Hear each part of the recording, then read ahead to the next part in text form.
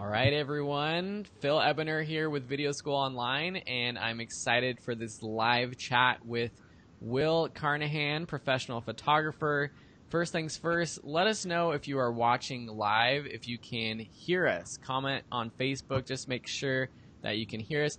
The secret word is Fuji. Type in Fuji so that we know we can. You guys can hear us. You can hear what we're talking about. We see Sam. Sam Jones is in the house. Awesome. Sam can hear us. Will is here. Will can hear us.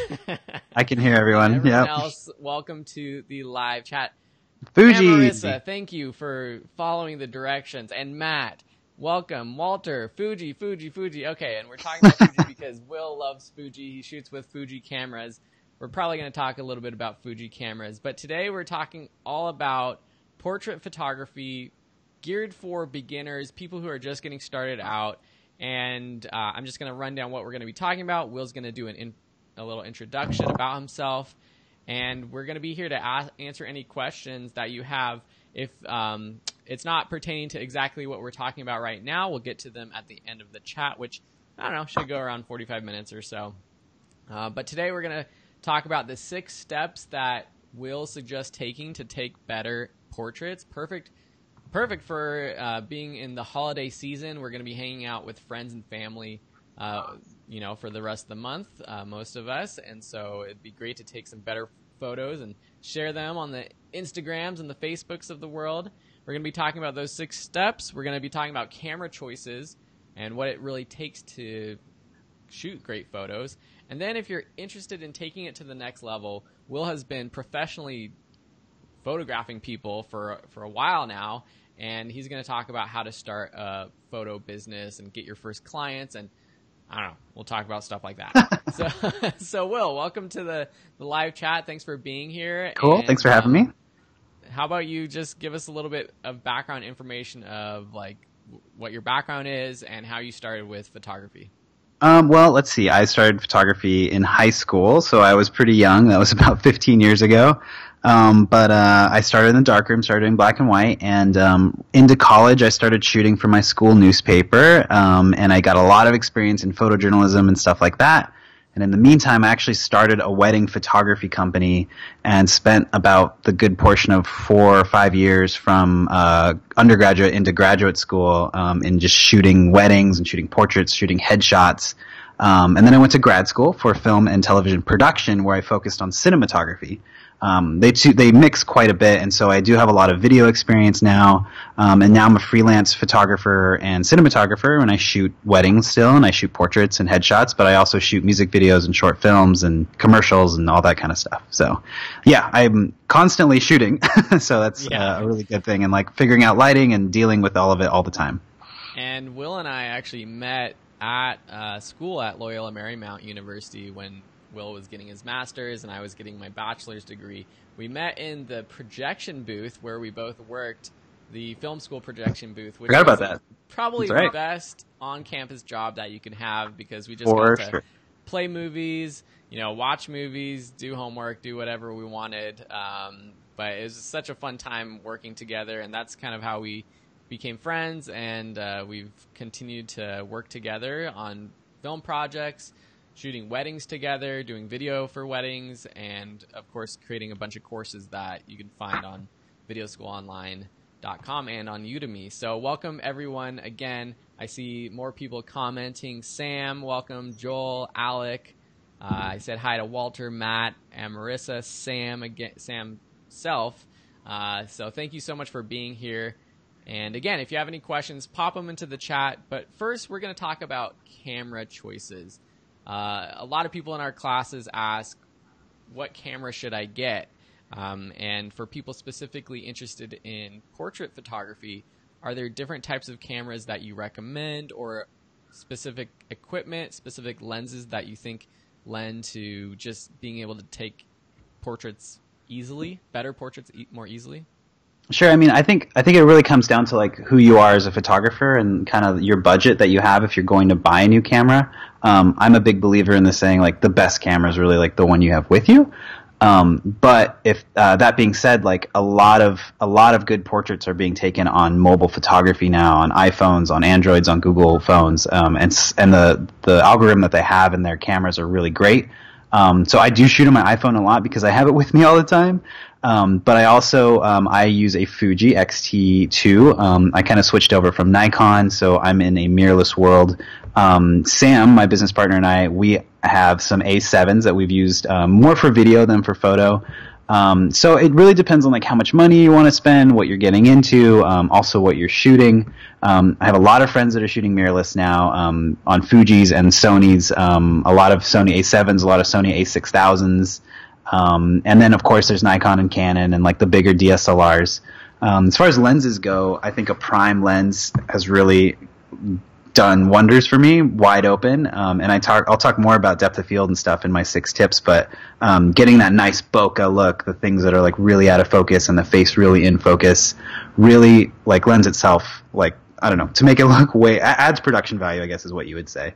And my I use a 56 millimeter at 1.4 on my Fuji, and I love that lens. I think it's great. And or something like on a DSLR would be like an 85, or even like a 35 looks nice for portraits. Really just like a prime lens that you can kind of open up quite a bit. Yeah, so for people who are kind of new to photography, when Will is talking about opening up, we're talking about having a wide open aperture, which allows us to get those blurrier backgrounds with that more shallow depth of field. So that wide open aperture is that lower f-stop number, the f1.4, the f2s, the even 2.8. The kit lens that comes with a lot of sort of entry-level DSLRs, your 18 to 55 millimeter or 24 to 135, I think is kind of a standard one. Those sometimes have an aperture that is a range, and it's not a fixed aperture, so it's more of an f4, or that goes to an f5.6. It doesn't get that sort of super blurry background. I asked people to post what cameras they're shooting in the comments. So I see Stuart is shooting with the Sony RX100 Mark III. I never used that. Matt is using the Nikon D80 and the Canon D60. Those are still great cameras. I started with a lower Nikon like that. I think it was when it first came, it was a D90, and I was shooting with a prime lens. I had a 35 millimeter like 2.8 lens. I mean, they're all tools. Like honestly, like it's really good just to learn your tool and learn how to use it, because you can really get a really great image from a lot of different types of cameras: Canon, Nikon, Sony, Fuji, Leica. It's really like they're endless, so it's kind of so confusing. Like, I know that, like I said, it's one of the most popular questions we get, but it's always like, well, what's your budget? And okay, if your budget, for most people who are really getting serious, it's always kind of between like $300 and maybe 700, or even up to 1,000. And at the end of the day, any camera any DSLR from those main brands, Canon, Nikon, Sony, Panasonic, Olympus, any camera you get, it's going to be a good one that can take great photos. One that Daniel Sandberg, shout out to Daniel, says he has is the Canon 60, which is actually a really awesome camera. It's full frame, and it's quite cheaper or less expensive than the 5D Mark IV, I think that they're on right now. So that's a great camera for people who are kind of taking it to the next level, that want that full frame camera. Full frame sensor. I know that you have the new iPhone 10, iPhone X, what do we call it? That has the portrait mode. iPhone 10 X, yeah. So can you share your thoughts about that? Yeah, it's pretty impressive. I mean, if you're just walking around and you don't want to carry your all your equipment together, or you're in a situation where you can't really do that, having the portrait mode on your mobile phone is pretty cool. I took a lot of different photos with it and compared it to the normal mode, and then compared it to my Fuji. And at glance, and if you're just posting it very quickly, it does a pretty good job. The algorithm uses a wide lens and a telephoto lens in the camera, and then it basically blows out the background and isolates the face. And it really makes it look like a professional photo. I think when you start to zoom in and you start to edit and mess with color and stuff, it's not going to hold up as much as like a mirrorless or like a DSLR would at all.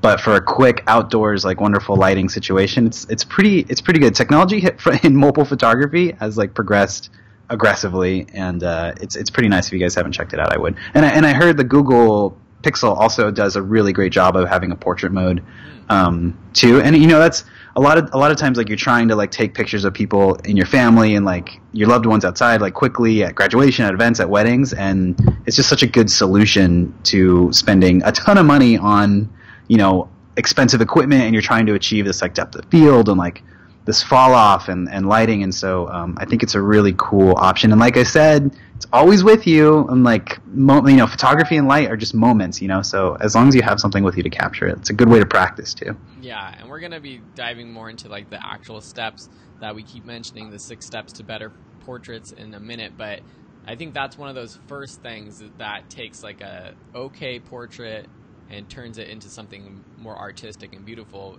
It's that shallow depth of field. Yeah, it's that aesthetic that we've all sort of like grown to accept as like looking professional and nice, and it accentuates the face. Yeah, and the thing too with the mobile phones is it might not have the dynamic range, the file size that allows you to do crazy edits, but most people are just going to be sharing these photos on their mobile devices or on the internet, and you're not even seeing that full resolution anyways. So for what you get out of the camera, it's pretty darn amazing. And compared to the even the DSLRs that I started out with, like the Canon 7D like Mark 1 a while back, yeah, it's like still the solid megapixels and stuff of the new iPhone might be even more right now. So. I think they're getting there. I'm not sure if they're all the way, but yeah, it's getting there. Yeah.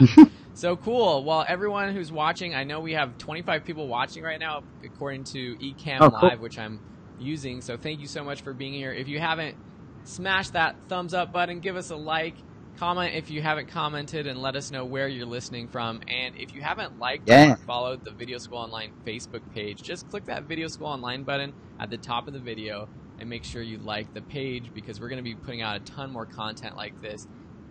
I always say that, and we continue to try to get better and better, but I really do feel like we've been putting out a lot of great content over the past few months from Video School Online, and we've got big plans for 2018 coming up for even better and more consistent content, kind of like this.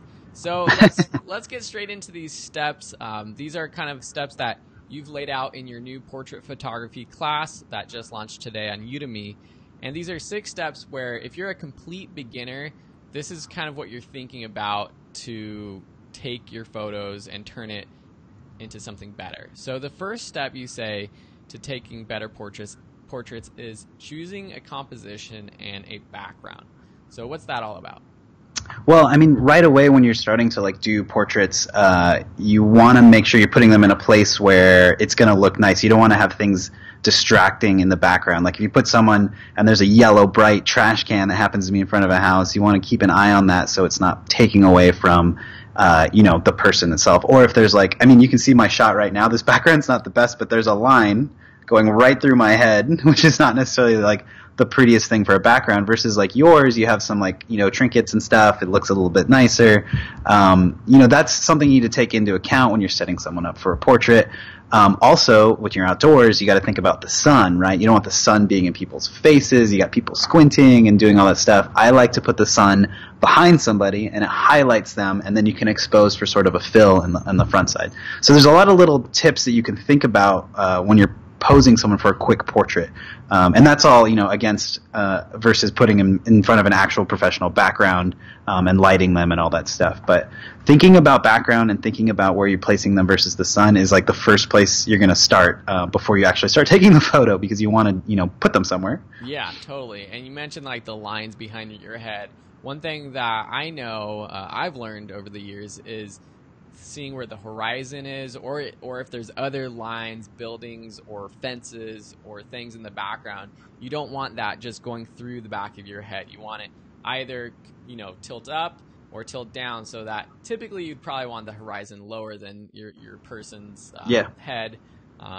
That sometimes makes it look nice, but of course it depends on what your angle is. But just having sort of a cleaner, non-distracting background. That's a good tip. I think also one thing that I tend to do sometimes, if I'm in a place where the background is like just atrocious, I'll have them sit down and kind of put their knees up and like rest their arms on the knees, and then I shoot down at them so that the background is like the green grass that we're standing on, or like maybe concrete that's blown out of focus. Like it's a little easier to sort of I don't know, come up with a quick background when you reposition your person if nothing else is working. Yeah.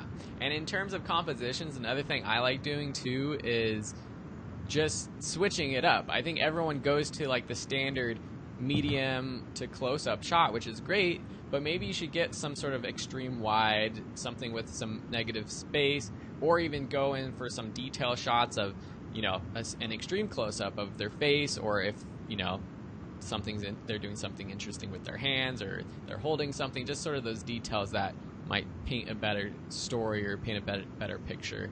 Yeah, I mean, I think that's the thing about the background too, is like composing your shot to saying something more depending on what your background is. Like me, like way to the side of one thing says a lot more than me, like, you know, here, or my bottom cut off, you know. So like playing with compositions and the background can mean a lot of different things. And the rule of thirds, I think, is something that we teach because it's a good rule. It's something to be broken, but it's also one of the first things that might make your portraits look better. Instead of just sticking your subject right in the middle of your frame, you know, just put them off to the side a little bit, and it creates sort of a more balanced picture.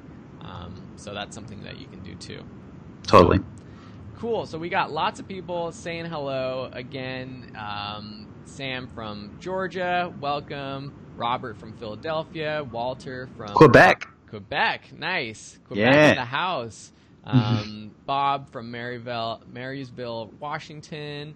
Matt, who's enjoying the masterclass. Thanks, Matt. We're actually doing a complete redo of the masterclass 2.0. It's going to be epic. In April. Where Sam, who's on the chat below, who's been chatting with us, he's, of course, the other instructor of the photography masterclass.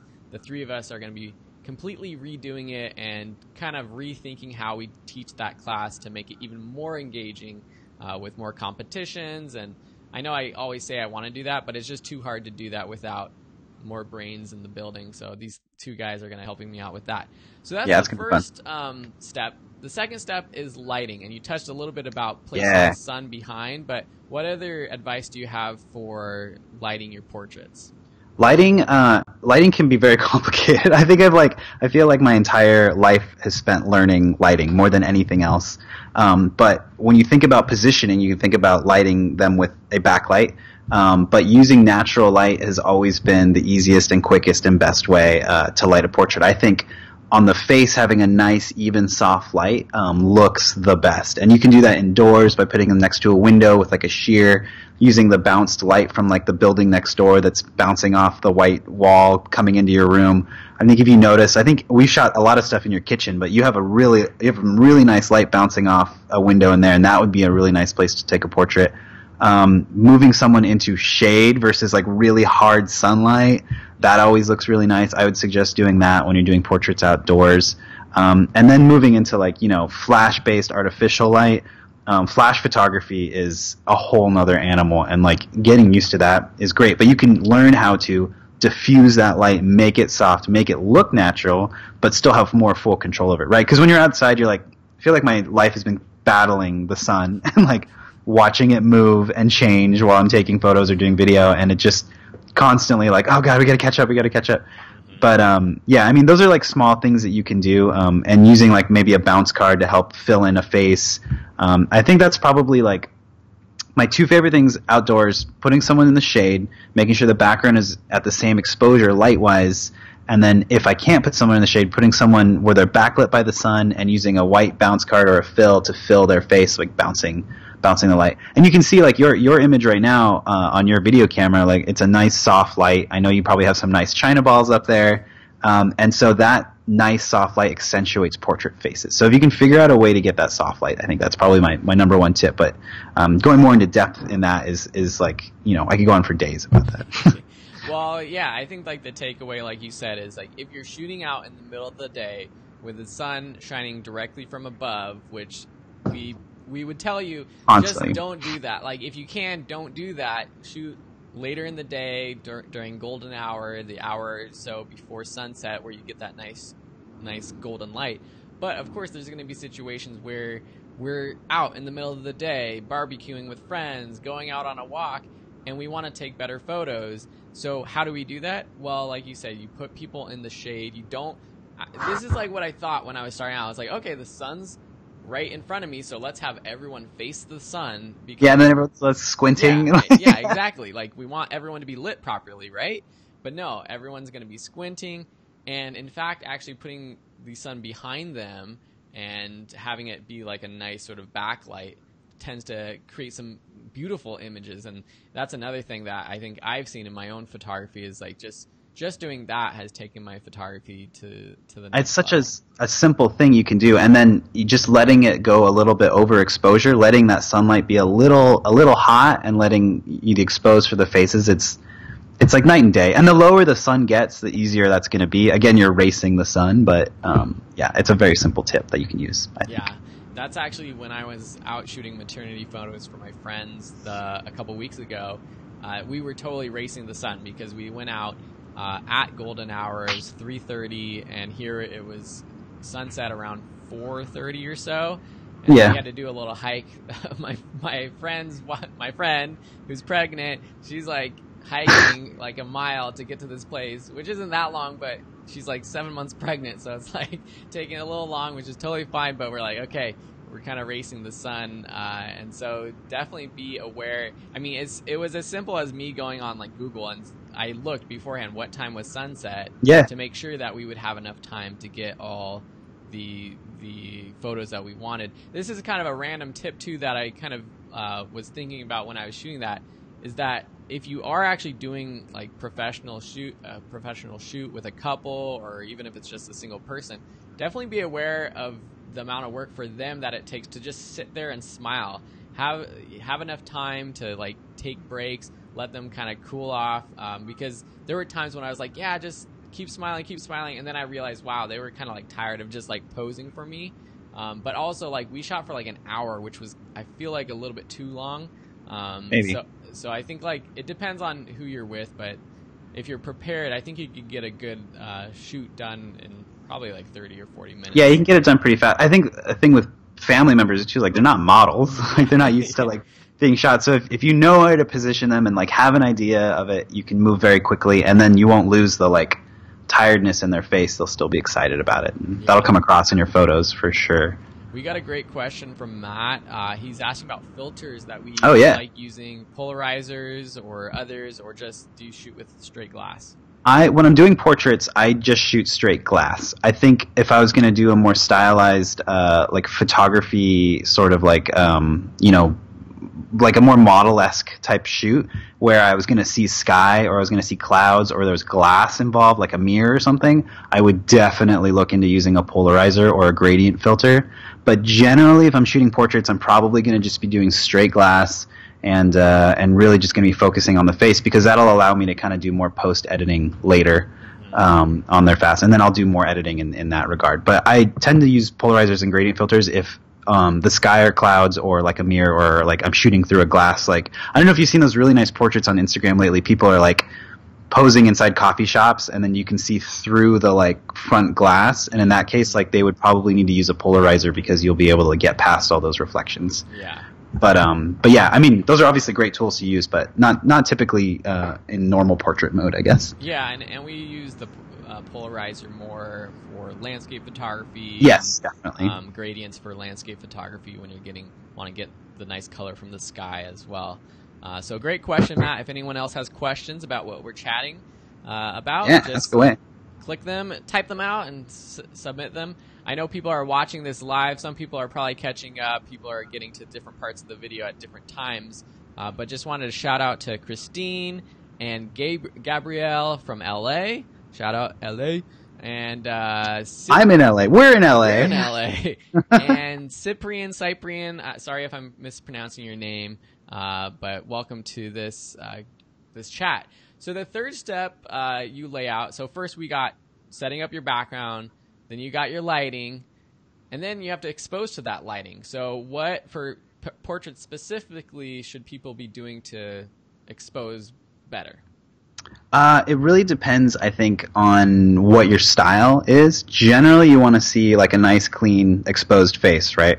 But there are times when you might be near a window, and Sam and I just did a shoot like this where if the light's coming in the window and there's nothing to fill, you can create a really nice contrast in light, and that says a lot in your portrait. So you would expose for the light that's coming in from the window, and it's dramatically like a fall off on this side, right? So it'd be nice, even, soft light, and then gradual. Your exposure should really depend on kind of what you're trying to say or how you're trying to say it. You could also do a portrait. You can silhouette someone if you expose for the light behind them, or you can overexpose. There's a lot of wedding photography, at least in Los Angeles, that I've noticed, where they're kind of overexposing. They're using the light to their advantage, and things are getting blown out. It's looking bright. You see the sky in the background, or you see the background, it's just bright, and it's just all this light's coming around people's faces, and that's a style, and it looks beautiful. So it's really just about learning how to expose for the style and light that you're trying to achieve. Obviously, like, exposure for the face is going to be the best, but then in talking about positioning, and the big thing about all these tips is as you build on them, you want to start thinking about each one as you go. So thinking about positioning, lighting, and then now exposure.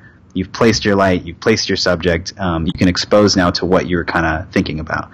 So yeah, I mean, it's a big deal, but it's really dependent on the style that you're trying to do, but exposure for the face, because you want to see those beautiful faces. Yeah, perfect. A question, we got 3 great questions. First, yes. I'm going to hit Christine, who asked about aperture. Is there a perfect aperture for normal outdoor shots? I tend to shoot a little more wide open, so I'm on the end of shooting at like a 4, a 2.8, a 2, a 1.4 sometimes, even outdoors, because I know that the fall off for the focus will be nice.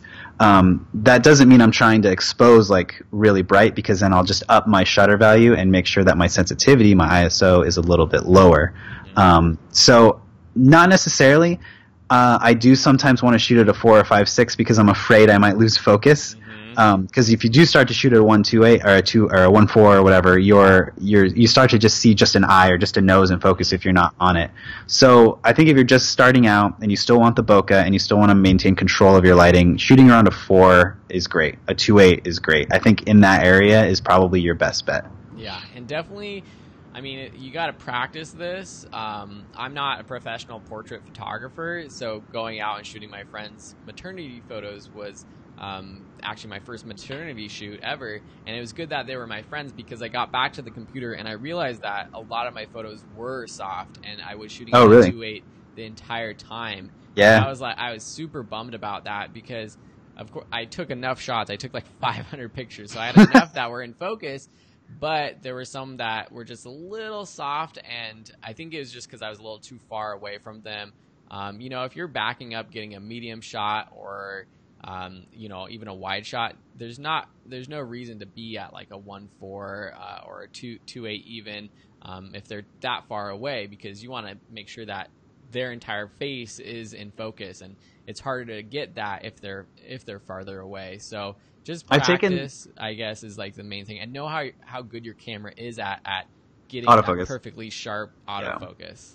So I've done some shots with like I used to shoot a lot with the Nikon and the Canon, the like 70 to 200, where I would step. I think even your wedding, I shot a lot with the 70 to 200, and I would do that at barely at a 2.8. I would try to shoot a 4 sometimes because I was so far, and I knew focus was like a foot or 2 feet, but I'm far enough back that like I'd be able to like lock the focus down. But like you said, that takes a lot of like autofocus practicing and feeling your camera out, and like that's just a practice makes perfect sort of thing.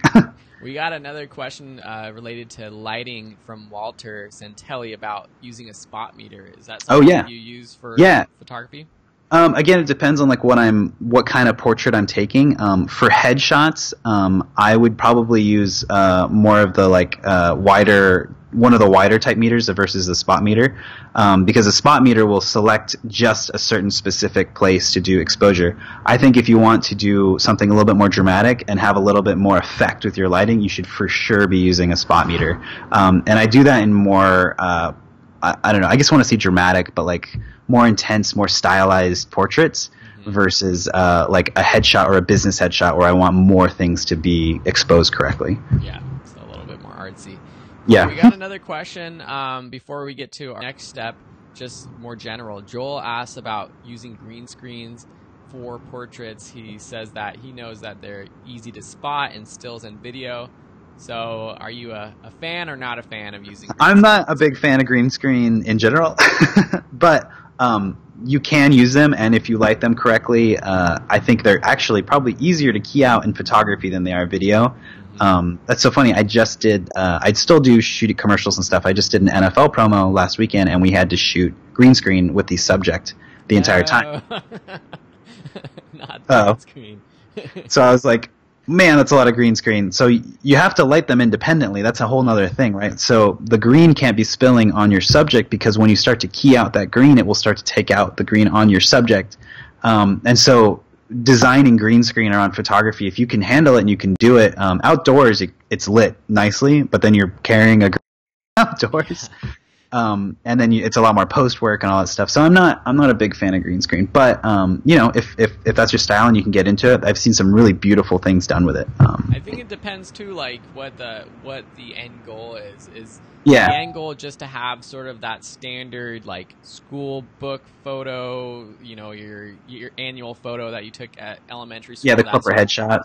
Yeah, that headshot with some sort of textured background. Because if it is, it's probably easier and more cost efficient to just get a photo backdrop and not have to do the editing of all those photos.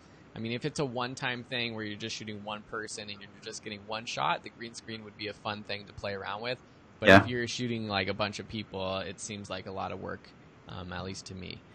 We got another great question from Walter, it's a good segue into the fourth step, which is about depth of field. So my favorite. Yeah, we've talked about this and a little bit, but talk about depth of field related to portraits. Depth of field related portraits. I kind of touched on this earlier, that like a shallow depth of field or less things in out of focus, or less things in focus and more things out of focus, has that professional aesthetic. And so shooting wide open, if you can nail the focus, looks a little bit more professional and will up your portrait game. And that's what more professional, photos look like, versus like a GoPro that puts everything in focus. It just looks a little more professional and looks nicer, and it's just become this like professional aesthetic. In the question of pains to focus on the face or the eyes anywhere, the eyes, like 100%, like no question. That is where the window to the soul is, right? So focusing on the eyes, otherwise your portrait's just going to look like you missed focus, honestly. Like if your eyes are in focus and the nose isn't, or another feature isn't, you can get away with that and it'll still look great. But focusing on the eyes, and even in cinema, professional people who their sole job is to focus to the eyes. And you almost can look for reflections in the eyes to focus at. And really, when you look at a photograph, that's where the human's eye are going, because we are so expressive in our eyes. We're going to be looking at someone's eyes before anywhere else, and that's where you're going to create emotion in your final shot. So, yeah, focusing on the eyes, and then letting the rest fall off. Again, really nice out of focus in the background, a nice face in focus or eyes in focus, I think just looks the best. Perfect. And that was a great question from Walter. And I just actually realized that I should have done this at the beginning of the video, but I wrote a blog article that has these 6 steps kind of laid out with some photo examples too. So I posted that in the comments so you can kind of follow along. And one of the things I want you to look at, though, is playing in the depth of field section. There's this great shot that our friend Anthony Carvajal shot. Oh man, he's so good. I know. Playing with depth of field, though, where he's got this guy with his hand out, and the hand is in focus, but he's actually out of focus. And so if you want to get creative, there's things that you can do playing with depth of field where, of course you want the eyes to be in focus, but if you want something completely different, play around with something like that, which is just awesome. And I need to actually remind myself to credit Anthony in that photo. Anthony is such a good photographer. Yeah. His street photography is so good. It's really insane. Anthony Carvajal, he's a friend of ours. He was unfortunately diagnosed with ALS, so he's slowly losing his abilities and his muscle movement, basically, in all of his muscles, but he's still out in a wheelchair taking photos. So good. Just incredible. And we actually created a short documentary. Will and I and Sam, who's in the chat as well, they shot it. I directed and edited it, and I'll link to the documentary for people if they're interested in watching that as well, because it's out on the interwebs. So bear with me, and while I'm typing this out, smash that like button if you're enjoying this live chat with Will Carnahan. It looks like there's another question here I think we missed for positioning and lighting, and he's asking about taking a large family photo outside, mostly shade. Nice.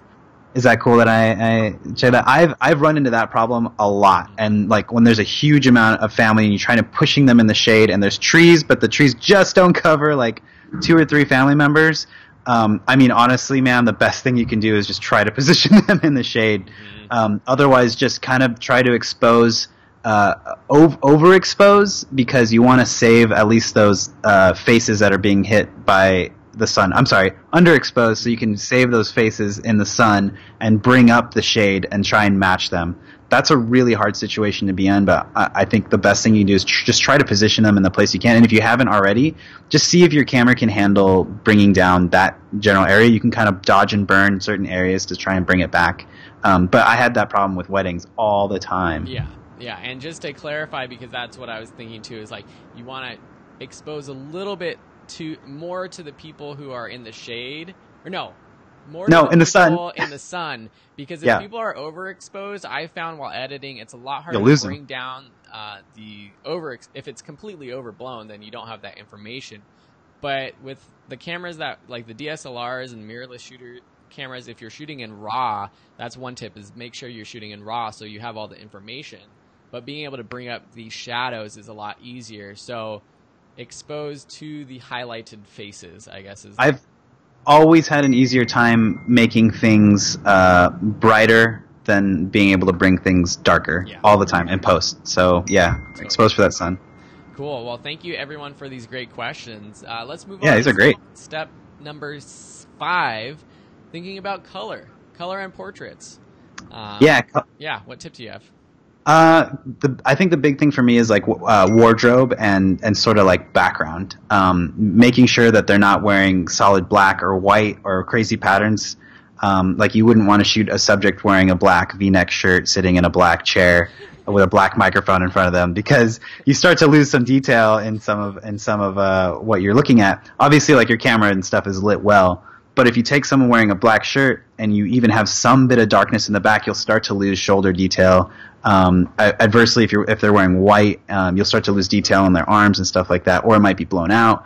So for first off, like that's one thing. Second off, just matching color to what your person is and what you're trying to say with what they are as far as wardrobe goes, and then making sure it doesn't clash with the background. I mean, I guess like color theory is it's a whole thing too, but just keeping an eye on exactly what color you are shooting is something good to know. I mean, also shooting someone with a white t-shirt on a bright red wall background, it says something a lot more than just shooting someone with like a black t-shirt or the same color. So just paying attention to that, I think, is something that people miss a lot, and understanding that is something that's good to keep in mind when you're shooting stuff like that. And something maybe kind of related to color, more related to background, but with color is just look and see in your frame if there's anything that is like a bright color in the background that will be distracting from your subject.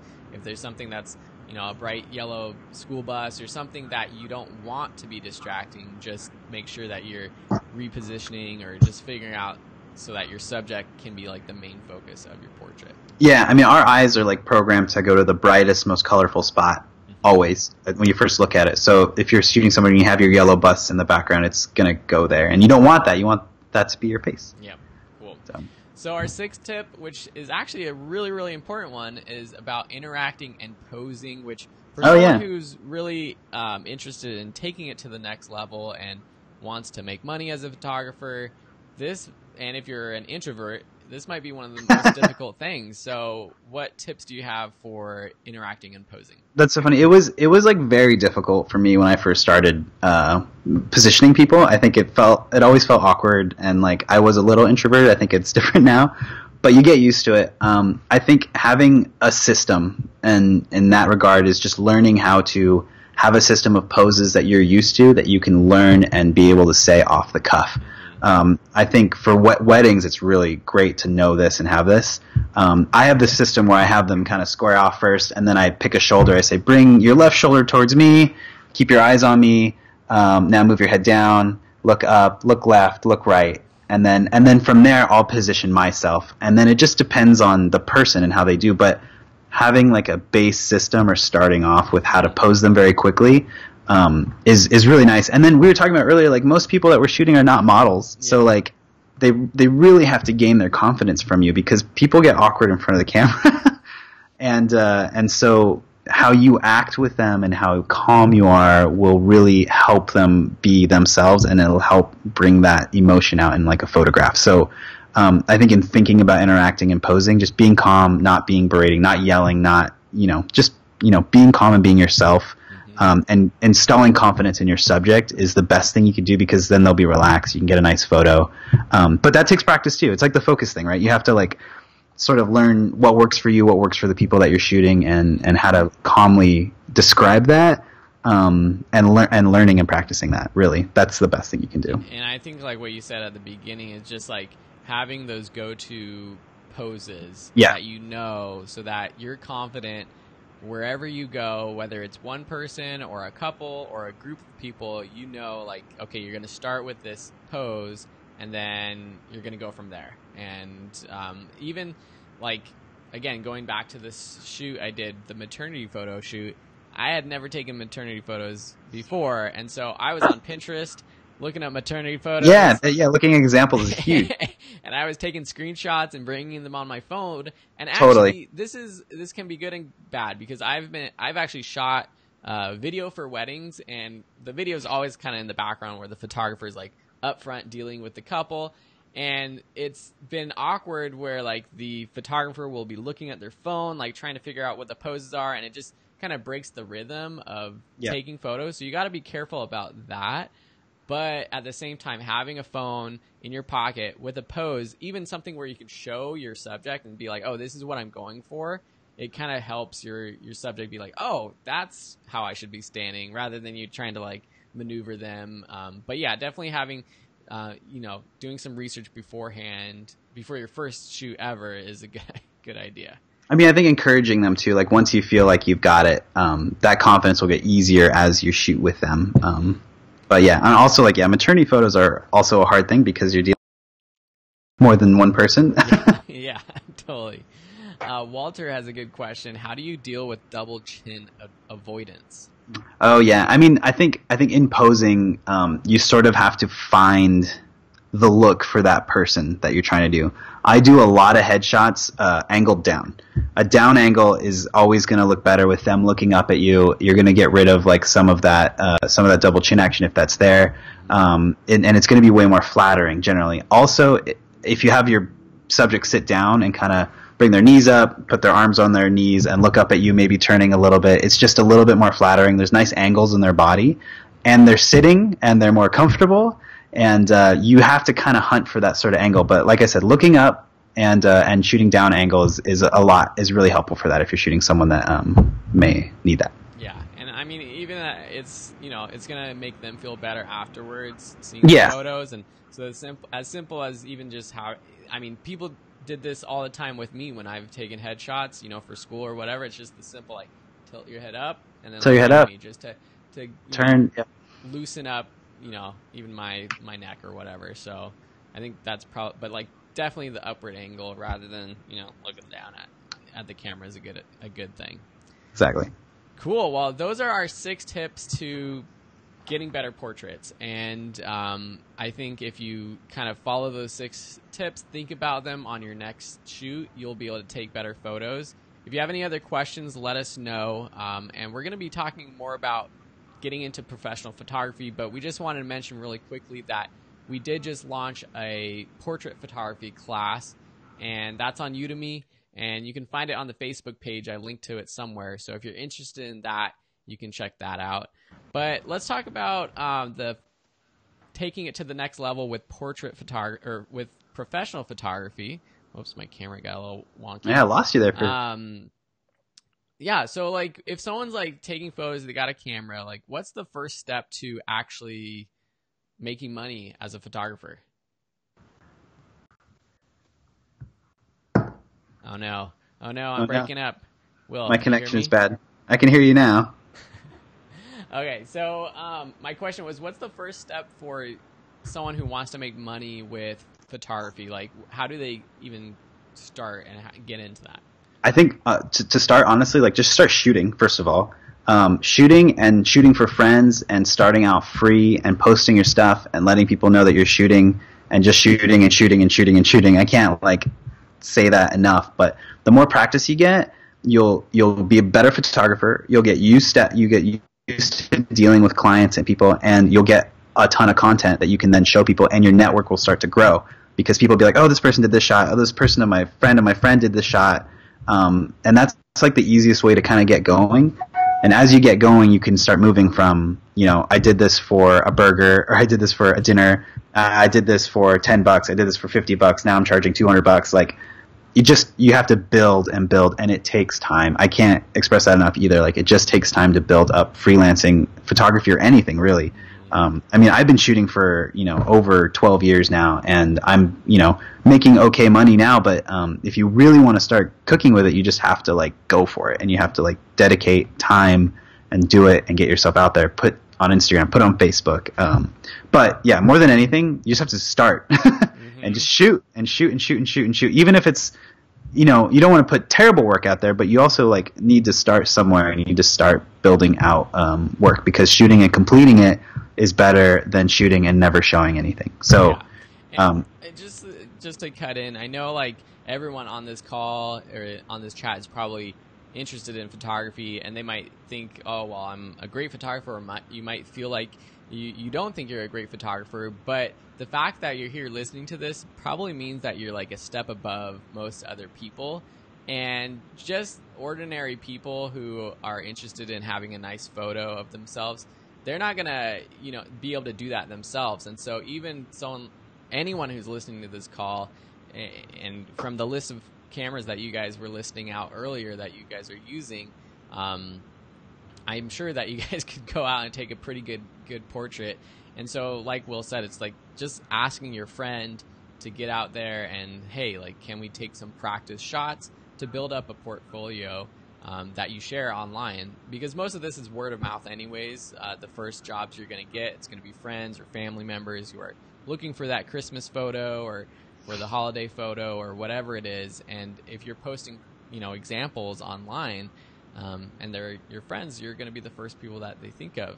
Is there any other equipment, aside from a camera, that you think people need to get before they go out on like a professional shoot? No, I think if you take some of those tips honestly and apply them to your own style, put people in the shade, you don't need much more than the camera and a lens or your iPhone.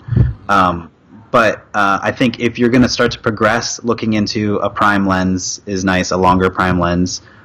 Thinking about using a bounce card for that light. Maybe potentially, if you feel like you're ready for it, using a flash and learning how to diffuse it.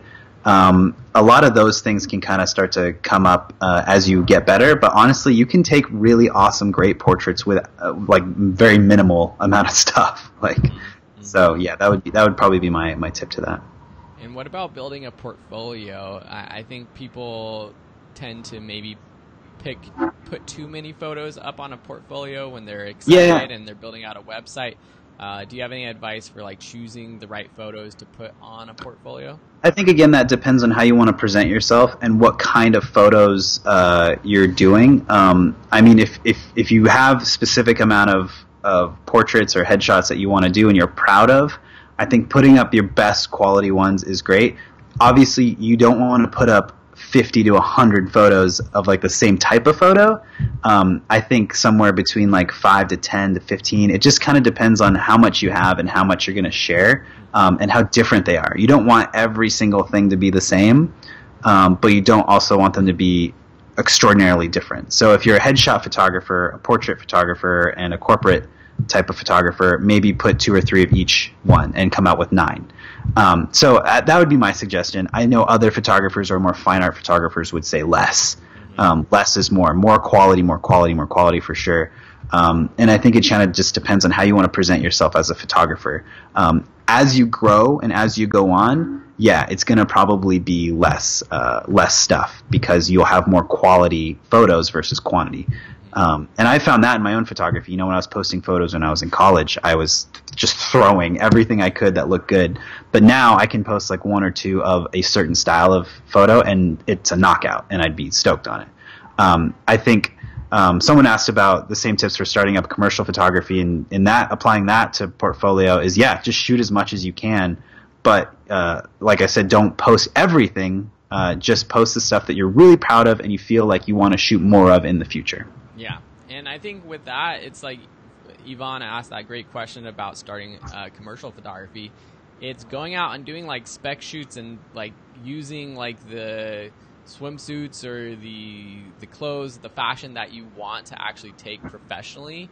Yeah. Get someone who has those clothes, take some shots, post it on Instagram, tag that company, because you never know if like that person's going to be like, hey, like this person is actually taking great photos. I follow this guy Peter McKinnon on YouTube. He's a huge YouTuber who does photography and video work, but I forget what company it was that he was doing this for, but it was like some coffee company or something, and he was like, I love this company and I love their products. I'm just going to take a bunch of photos of their products, and like every month or so he was like putting like a super nice Instagram post of that looked like a professional shot from this company. And eventually the company was like, wow, we've like realized that you're taking some great photos of our products. Like, how about you come out and actually do a shoot with us? So you just never know like what these things can come from your work. And now with Instagram and just all of the social media marketing and digital marketing that companies are doing, you have to prove yourself, I think, is the thing that will lead to your success, and just getting out there and doing it, and not going and pitching yourself to a company without having any sort of experience or a portfolio that shows that you can do that. But I think like the same tips go. I mean, you basically just need to show that you know how to do it. So yeah, there was a couple comments about backing up just a little bit. There's a few questions and comments that we'll get to. Christine was talking about, as a talent agent for headshots, she actually hates the downward angle, saying it's obvious that you are trying to hide too hard to hide a chin. I mean, I think this just it depends on who you're shooting. I don't think most people that are taking portraits are sending them to talent agents. I mean, maybe that's something to think about if you're an actor or someone that's trying to get a job and you have a professional headshot. But yeah, I don't know. It's good to have options, though. Yeah, I mean, it's a good point. I think it's good to have options if you are actually sending stuff out to talent agents and acting and stuff. But I think most headshot sessions you should come in away with like 3 or 4 good ones, and hopefully you just aren't sending the ones that. And at the end of the day, you want the person you're taking the photos of to be happy with the photos. So yeah, maybe it's true that talent agents don't like those photos or think that they're trying to hide something, but if the subject is happy with their photo, that's, as a photographer, that's what you're trying to go for. But like Sam mentioned, it's not necessarily this like downward angle from up above. Maybe it's just a slight downward angle. Sure. Walter asked, tripod for headshots or handheld shots are okay? Handheld. Yeah, I use handheld. I do handheld all the time because it keeps it flowing and moving, and it's a little less intimidating to subjects. Yeah. I guess if you're doing unless you're in a studio and again, it's like for a school or something where you're just rotating people, but even still, I think handheld just is better. It's fast enough if you're shooting you should be shooting at a fast enough shutter at that point that you shouldn't need to. I mean, if you're in a situation where there's low light and there's nothing you can do but get a tripod, sure, but shouldn't necessarily need to. Cool. So we kind of touched upon it, but do you have any other advice for people like trying to get their first clients? If it's not as simple as putting out photos on Instagram and having a friend or a family member come and be like, hey, like, I noticed you take great photos. Can you do a Christmas portrait this year? Is there any more proactive way that you suggest people to get that first client? I've seen or I've heard stories of people going out to where there's crowded areas and they just might be shooting and they start to just talk to people.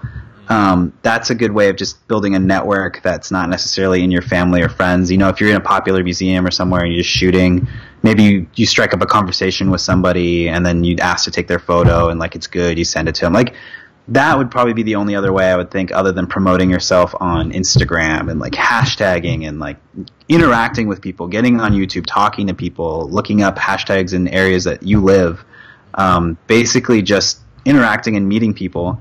There are plenty of models and people that want photos of themselves, and if you're good at it and you can post and show people that, I think that will open up many doors. Yeah. So I think, is there anywhere like, of course, there's probably like Craigslist, but is there anywhere else that you should be looking for gigs like that? I haven't looked into that in a long time. I feel like for freelance videography, Mandy.com was a good one.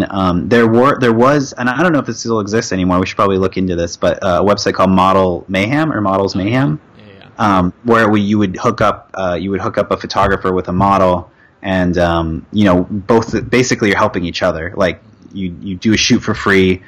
They get free photos, you get a model. So in that regard, there's that.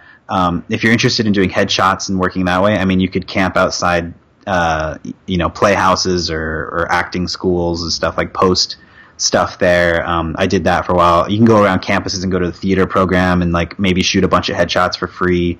I mean, there's a lot of like different entities. What you got to look at is like who needs the photo. Like, is it actors? Is it corporate places? Is it the local coffee shop? Do they need portraits for their wall?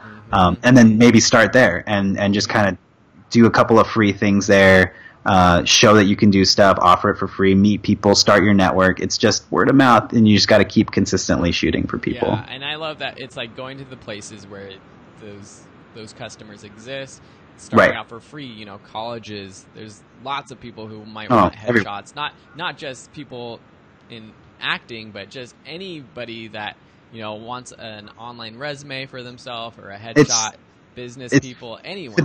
Photography and portraits are so important nowadays. If you think about representing yourself online, LinkedIn, Twitter, Instagram, like a resume or just an online website, like it's just portraits and pictures of people are not going to go away, I don't think. So learning how to do a good one and showing people that you're good at it is invaluable, I think. And one other thing that I'll throw out is that this is, really hard for people like who are introverts.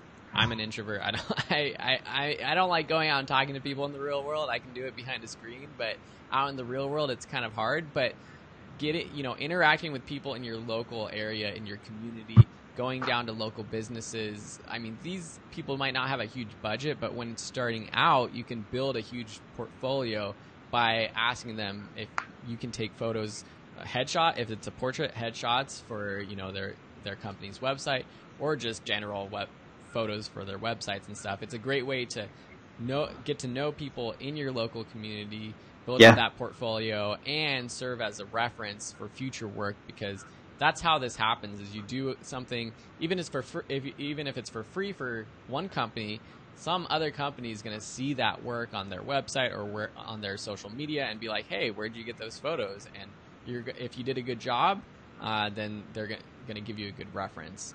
That's at least happened with me a few times with doing video production for local businesses in the area. So just another thing to throw out.